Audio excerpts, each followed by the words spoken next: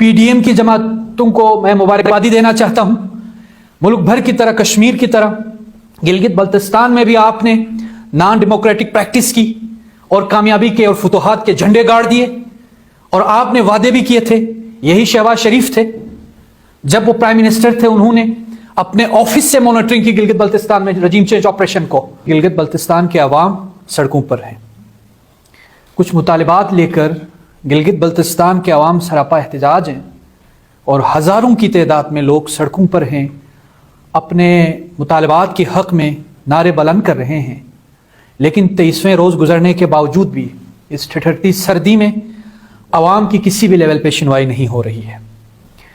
गिलगित बल्तिस्तान पाकिस्तान का वो खित्ता है जो हमेशा बहरानों का शिकार रहा है, जो हमेशा नज़रअंदाज रहा है। पाकिस्तान के किसी भी कौमी धारे में गिलगित बल्तिस्तान की नुमाइंदगी नहीं है।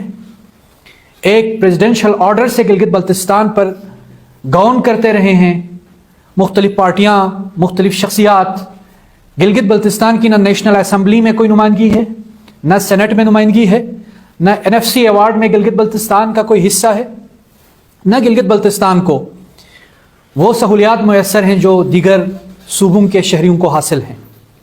और दुनिया की वाहिद तहरीक है जो इल्हाक के लिए चल रही हैं गिलगित बल्तिस्तान में। कहीं ऐसा नहीं हुआ कि इल्हाक के लिए 75 साल तहरीकें चलाएं, लेकिन गिलगित बल्तिस्तान के अवाम अभी तक नहीं थकी है, अभी तक मायूस नहीं हुई है और अभी तक कुर्बानियां देती आ रही हैं। और इन कुर्बानियों के सिले में बेवफाई, महरूमी के अलावा इस अवाम को कुछ नहीं दिया। आज हम सवाल करना चाहते हैं उन तमाम हलकों और उन तमाम मुक़्तदर क़ुव्वतों से कि हम तो वो थे जिन्होंने इस खित्ते को आज़ाद कराया, हम तो वो थे जिन्होंने गिलगित बल्तिस्तान में 72,000 स्क्वायर किलोमीटर पर सब्ज़ हिलाली परचम लहराए, हम तो वो थे जो अपने आप को पाकिस्तान का जुज़्व ला यनफ़क कहते हैं, हम तो वो थे जो ये कहते हैं कि पाकिस्तान का गिलगित बल्तिस्तान से शहरक का ताल्लुक़ है, सर धड़ का रिश्ता है।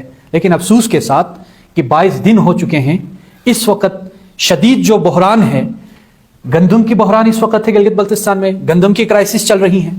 लोग लाइनों में बैठकर तजलील और तहकीर का सामना कर रहे हैं 3 वक्त की रोटी के लिए, 2 नवाले के लिए। इस वक्त गिलगित बल्तिस्तान में आप जानते हैं एक हेल्थ कार्ड पूरे पाकिस्तान को इशू कर दिया गया था जिससे आम आवाम मुस्तफीद होते थे, उसकी बहाली के लिए मुतालबा कर रहे हैं। सिक्योरिटी सूरत हाल भी इंतहाई तशवीशनाक है गिलगित बल्तिस्तान की। गिलगित बल्तिस्तान की मालियाती बहरान भी इस वक्त आसमान पर पहुंचा हुआ है। आपको ये बतलाता चलूं कि गिलगित बल्तिस्तान के अवाम इस ठिठुरती सर्दी में पाकिस्तान जिंदाबाद के नारों के साथ अपने मुतालबात के हक में बैठे हुए हैं। लेकिन आप सब कैलूम में होगा जिस तरह पूरे पाकिस्तान में गैर जमहूरी नॉन डेमोक्रेटिक प्रैक्टिस की गई, इसकी एक्सटेंशन गिलगित बल्तिस्तान में हुई। रजीम चेंज ऑपरेशन भी गिलगित बल्तिस्तान में बड़े अच्छे अंदाज में कामयाब हुआ और कामयाबी पर मुबारक हो। पीडीएम की जमातों को मैं मुबारकबादी देना चाहता हूं। मुल्क भर की तरह, कश्मीर की तरह गिलगित बल्तिस्तान में भी आपने नॉन डेमोक्रेटिक प्रैक्टिस की और कामयाबी के और फतूहात के झंडे गाड़ दिए। और आपने वादे भी किए थे, यही शहबाज शरीफ थे, जब वो प्राइम मिनिस्टर थे, उन्होंने अपने ऑफिस से मॉनिटरिंग की गिलगित बल्तिस्तान में रजीम चेंज ऑपरेशन को। आपने थ्रेट दे के, ललचा के, दावे और वादे करके गिलगित बल्तिस्तान में रजीम चेंज ऑपरेशन किया और हमें यह बतलाया गया था कि उसके बाद, क्योंकि वहां पाकिस्तान तहरीक इंसाफ की हुकूमत थी, यह उन पर इल्जाम था कि फेडरेशन के साथ उनकी अच्छी कोलैबोरेशन नहीं है, उनका अच्छा रिलेशन नहीं है, उनकी अच्छी मरासिम नहीं है। अब आप अपनी पसंद की इंजीनियरिंग करके एक हुकूमत को हम पर मुसल्लत करेंगे, एक कौमी हुकूमत तश्कील देंगे। और आपने ये कहा था कि जमीन आसमान के कलाबें आपने मिलाई थी, आपने ये कहा था कि दूध और शहद की नहरें बहा देंगे, आपने ये कहा था कि फाइनेंशियल क्राइसिस उसको खत्म कराएंगे, आपने ये कहा था कि गंदम के इश्यूज हैं वो खत्म कराएंगे। लेकिन अफसोस के साथ जब पिछली हुकूमत थी, बकौल आपके कि आपके साथ उस हुकूमत की कोऑर्डिनेशन नहीं थी, उसके बावजूद वहां सूरत हाल अच्छी थी, वहां गवर्नेंस अच्छी थी, वहां डिलीवरेंस अच्छी थी, वहां इस तरह की क्राइसिस नहीं थी। अब गिलगित बल्तिस्तान के अवाम के सब्र का पैमाना लबरेज होता जा रहा है।